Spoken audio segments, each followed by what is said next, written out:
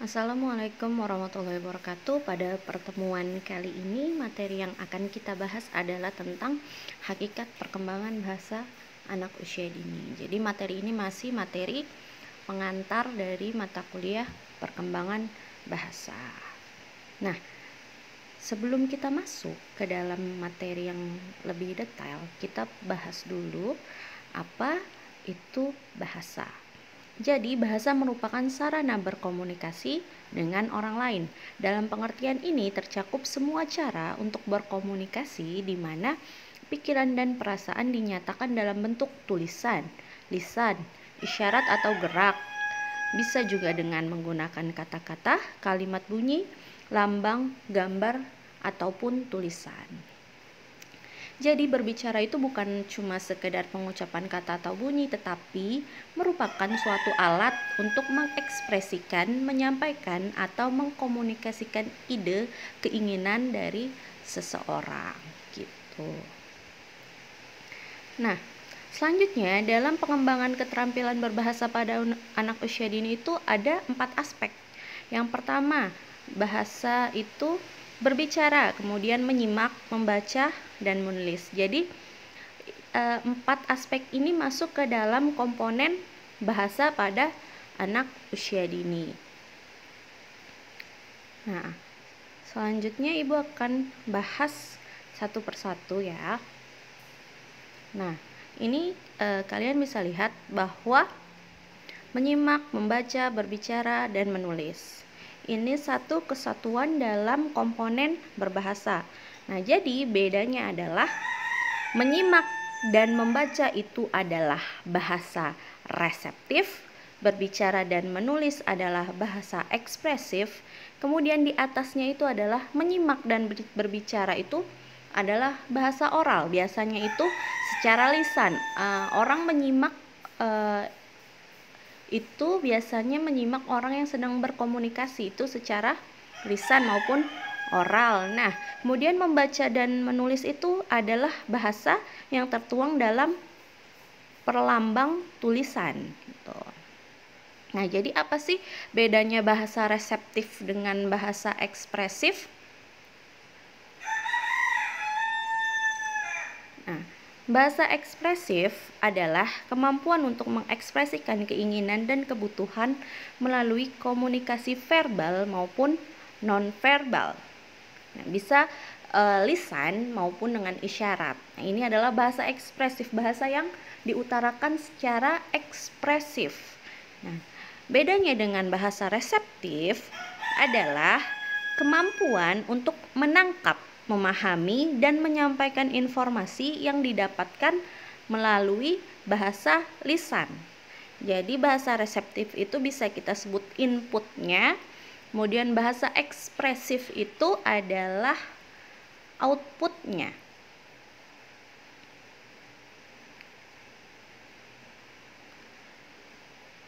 Sebelumnya kita bahas satu-satu ya. Yang pertama adalah berbicara. Berbicara ini merupakan kemampuan dalam mengeluarkan suara yang dihasilkan untuk membuat kata-kata.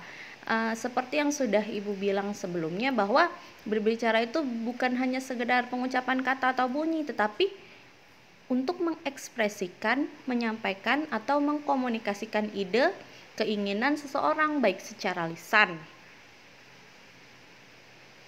Nah, selanjutnya adalah menyimak.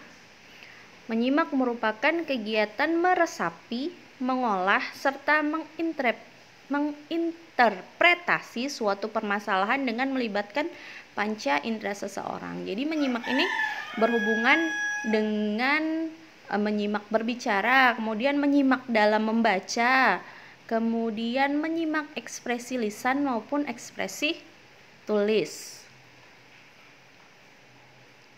Selanjutnya membaca. Membaca dapat diartikan sebagai sebuah aktivitas dalam melafalkan, mengeja, membunyikan simbol-simbol, abjad, hingga menjadi kata sampai kalimat yang memiliki makna. Tapi pada anak usia dini itu tidak ditekankan untuk membaca ya, hanya mengenalkan simbolisasi hurufnya. Dan yang terakhir, menulis. Menulis ini adalah kegiatan untuk menciptakan suatu catatan atau informasi pada suatu media dengan menggunakan aksara atau simbol. Jadi sudah menggunakan huruf.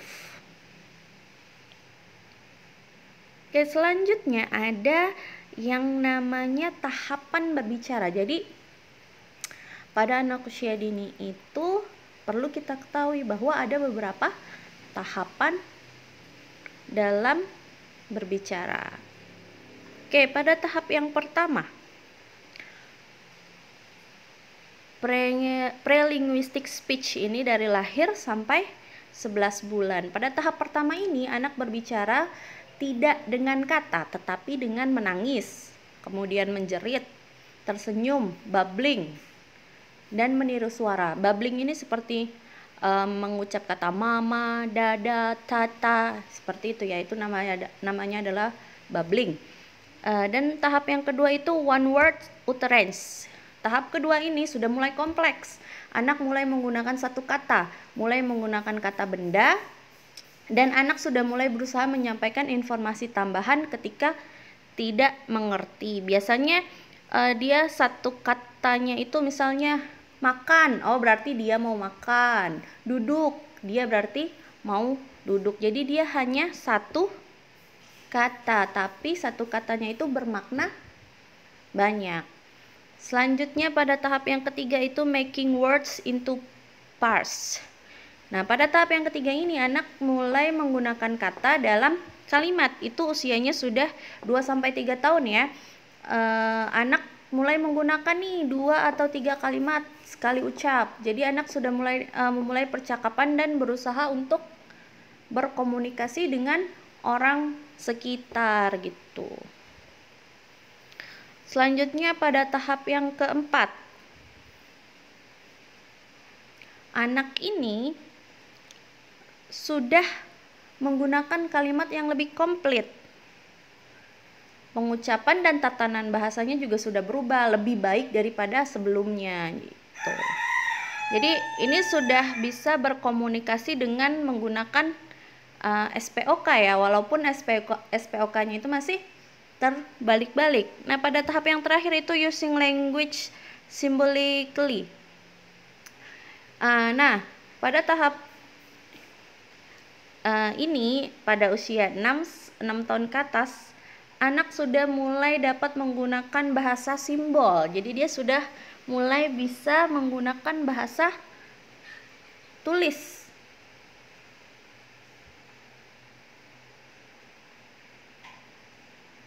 Selanjutnya ada tahapan menyimak. Nah, tahapan menyimak ini ada 3. Jadi sebenarnya ini bukan tahapan ya. Jadi kayak semacam bagian lah. Yang pertama itu menyimak secara nalar. Menyimak secara nalar ini dilakukan secara berkala saat seseorang terlibat dalam suatu pembicaraan. Jadi dia menyimak dengan logikanya suatu pembicaraan saat dia berinteraksi. Kemudian mendengarkan secara intensional. Nah, mendengarkan secara intensional ini adalah mendengarkan secara sungguh-sungguh untuk memperoleh informasi yang jelas. Jadi dia mendengarkannya itu secara seksama dengan intens gitu. Kemudian ada yang namanya menyimak sekali-kali. Jadi dia hanya menyimak sebentar saja gitu. Jadi sebentar-sebentar menyimak. Di mana perhatiannya itu tidak terlalu fokus pada topik yang dibicarakan. Oke, selanjutnya ada tahap membaca. Tahap membaca ini ada 5. Yang pertama adalah magical stage atau tahap fantasi. Pada tahap ini, anak akan menjadikan buku sebagai media mainan yang menyenangkan. Anak juga menggunakan buku untuk bermain dengan temannya. Seperti anak sudah mulai nih ada ketertarikan dengan buku. Dia mulai melihat, membulak-balik halamannya. Juga anak sudah mulai suka sudah bisa memilih buku kesukaannya atau membawa buku itu ke sana kemari. Nah, ini adalah tahap yang pertama. Jadi sudah ada ketertarikan pada buku. Nah, tahap yang kedua itu adalah self concept stage atau tahap pembentukan konsep diri, di mana pada tahap ini sudah mulai terlibat dalam kegiatan membaca dengan berpura-pura. Jadi dia sudah mulai pura-pura membaca gitu. Jadi walaupun dia belum bisa membaca, dia berbicara sekenanya, sesuka hatinya, seolah-olah dia sedang membaca gitu. Jadi dia tidak sesuai dengan tulisan yang ada di dalam buku. Selanjutnya tahap yang ketiga itu bridging reading stage atau tahap membaca gambar. Nah, tahap membaca gambar ini sudah mulai tumbuh kesadaran akan tulisan yang ada di dalam buku maupun gambar yang ada di dalam buku. Nah, pada tahap ini anak sudah bisa diajarkan untuk namanya mengenal huruf abjad. Tahap yang keempat yaitu take off reader stage atau tahap pengenalan bacaan. Pada tahap ini anak itu sudah mulai tertarik pada bacaan. Kalau tadi pada tahap yang pertama dia tertarik sama buku. Nah, tahap yang keempat ini dia sudah tertarik dengan bacaan. Dia sudah dapat mengingat tulisan. Kemudian dia sudah mengenal tanda-tanda pada lingkungan, seperti tanda-tanda di papan iklan, kotak susu gitu. Rambu lalu lintas, dia sudah mulai tertarik pada bacaan-bacaan yang ada di sekitar gitu. Tahap yang kelima, independent reader stage atau tahap membaca lancar. Nah, pada tahap ini anak sudah dapat membaca tulisan dengan lancar tanpa dampingan dari orang terdekat. Bahkan anak juga sudah mampu memahami dan berpikir kritis terhadap hasil pengalaman dari membacanya. Jadi ketika anak ditanya, dia sudah bisa menceritakan kembali tuh apa isi dari buku yang dia baca. Oke, selanjutnya ada tahap menulis.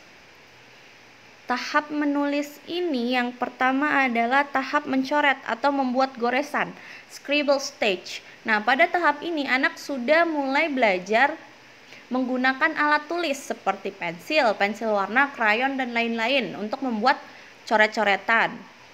Biasanya sih dilakukannya di dinding, ya, di kertas atau apa saja media yang dianggapnya itu bisa dia jadikan untuk tempat menulis gitu. Jadi jangan heran ketika kita melihat anak-anak tiba-tiba mencoret dinding gitu, karena dia sedang bereksplorasi dan berimajinasi dengan kreativitasnya gitu. Nah, jadi sediakanlah sarana dan fasilitas untuk anak dapat berlatih pada tahap scribble stage ini.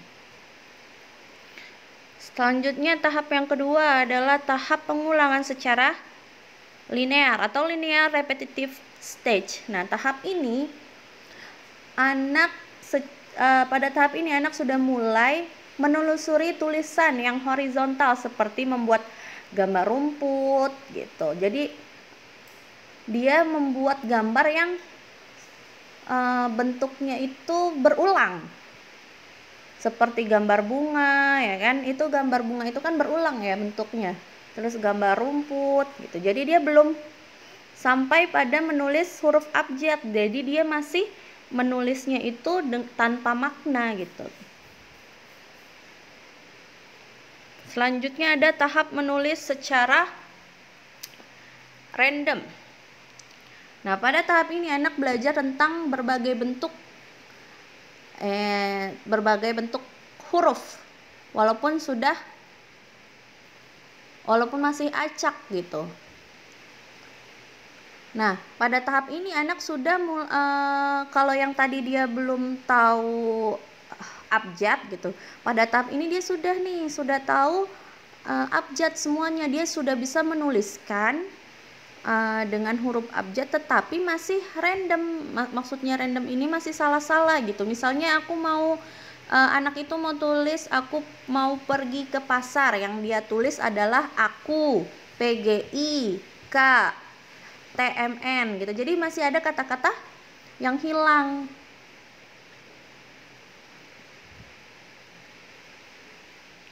Dan yang terakhir ini ada tahap menulis tulisan nama. Jadi misalnya seperti ini nih, pada tahap ini anak sudah mulai menyusun hubungan antara tulisan dan bunyi. Apa yang dia dengar, dia coba untuk tuliskan. Misalnya gini, guru mengajak anak untuk menuliskan kata dua, gitu kan? Tapi anak itu menuliskannya DUWA, dua gitu. Sebenarnya kalau secara lisan itu terdengar sama, tetapi kan berbeda ketika itu sudah dituangkan dalam bahasa tulisan gitu. Misalnya tulis sekolah gitu kan, tapi anak nulisnya SKOLA, sekolah.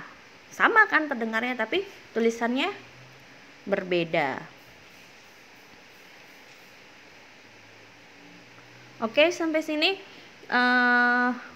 materi yang kita bahas pada pertemuan ini. Jika ada yang kurang paham bisa ditanyakan. Wassalamualaikum warahmatullahi wabarakatuh.